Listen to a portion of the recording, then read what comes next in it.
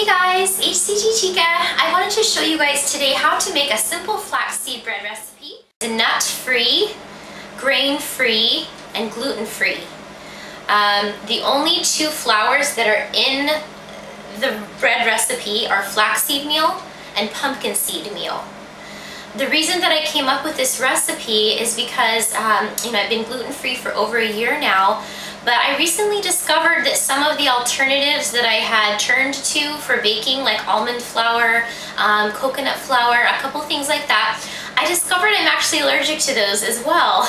So that's kind of limited my choices even further. And so for any of you out there who are allergic to, most nuts, or trying to be gluten and grain free, you can try this recipe. It's made just with the two seeds, flaxseed and pumpkin seeds, and it's a very simple recipe. This is a no recipe, meaning that I don't measure everything when I make these recipes, and I try to keep them simple. I kind of want to show you guys how to just throw things together, whether you're in P2, P3, or P4 of HCG, so that you can get more comfortable with preparing meals. Sometimes when you go by a long recipe, it can really take a lot of time to make, that recipe, and sometimes you just don't have time for that, So I'm kind of trying to show you guys how I cook at home most of the time, where there's not a lot of measuring, and I might measure one or two things, especially when it comes to baked goods. That I do a little more, but how it can honestly taste really good. And you know what, even if it comes out a little bit different each time, no big deal. Every time when I do it, it comes out pretty good. So we've got flaxseed meal, pumpkin seed meal, some chia seeds, which, you can put. If you don't have them, don't put them, That's what this is, a no recipe. Some butter, egg whites. There's no egg yolks. That's just because I'm allergic to egg yolks. So egg whites, vanilla, erythritol, stevia, baking powder, and we'll probably throw in a dash of salt.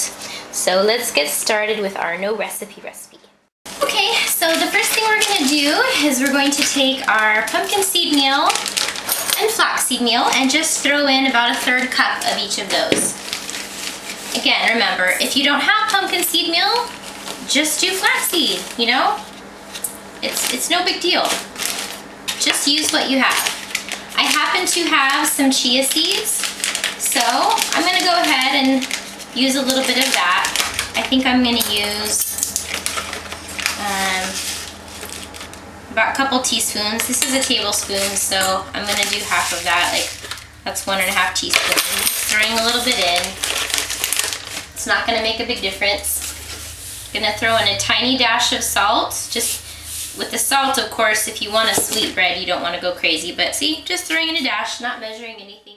The erythritol, I'm just going to go ahead and use 2 teaspoons.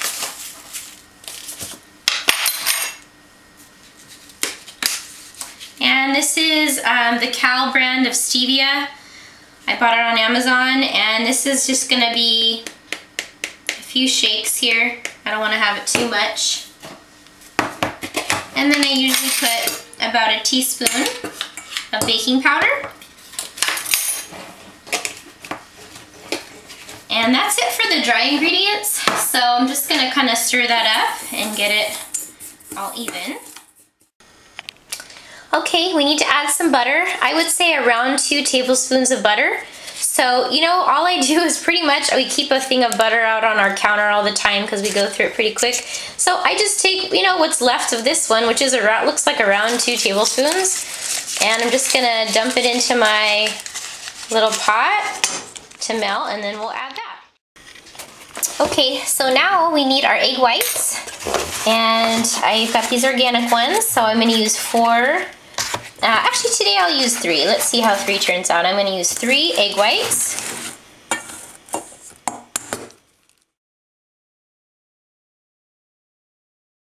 The next wet ingredient we want to use is some vanilla. This is from Trader Joe's. Again, I'm not going to measure. I'm just going to spill a little bit in. Go for somewhere around a teaspoon or a couple teaspoons, something like that. Okay, so now we're just going to stir up the egg whites and the vanilla with the flour here.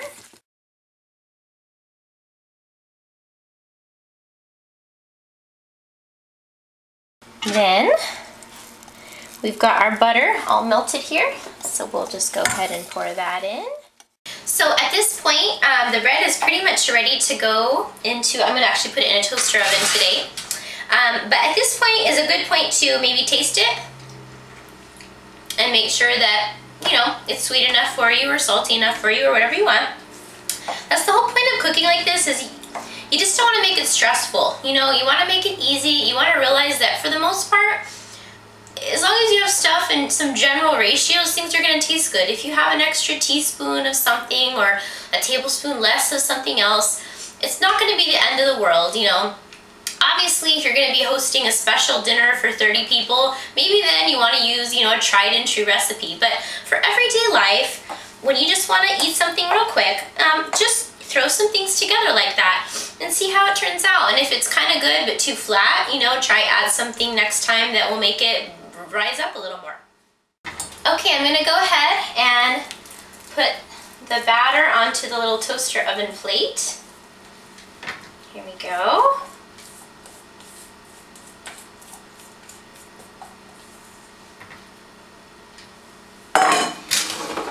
And as you can see, it's fairly thick, so I'm going to go ahead and kind of smooth it out a bit.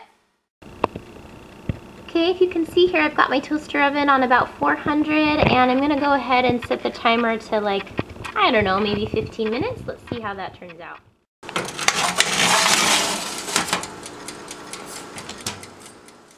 Here is our lovely flaxseed pumpkin seed meal bread, all done.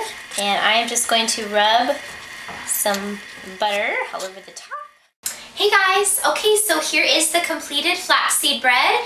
I just tasted it and it's really good. And you know, as you can see, it was very quick and it's very simple, and you really don't have to measure a whole lot. I tasted it and it tastes a little bit sweeter than the last time I made it. As you recall, I did measure the erythritol, but I didn't measure the stevia. But you know, you get a feel for about how much, and you try it, and in general, it tastes good. I think there's only been one time so far out of all of these kind of thrown together recipes that the recipe came out tasting not very good. So just remember, it doesn't have to be complex.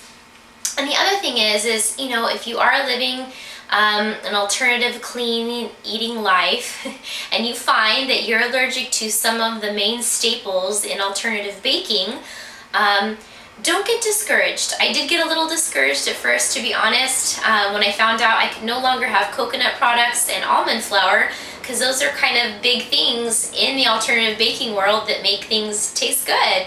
But you know, you just have to work with it, and I'm very happy with the stuff that I've been making lately, not using those things.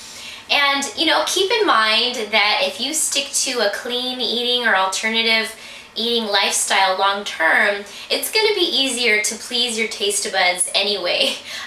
You know, I've been away from real sugar and real wheat, that kind of thing for so long now that, you know, it doesn't take a whole lot for something to taste really good to me. So that's what makes it nice, is I can make something simple like this, and to me it tastes delicious. And you know, you could do that and maintain your weight from HCG. This is a really great P3 recipe. And even in P4, even though in P4 I'm going to add in a lot more fruit and occasional brown rice type products, I'm still going to continue to eat stuff like this as well. So anyway, I hope that was helpful to you guys. Take care. Bye.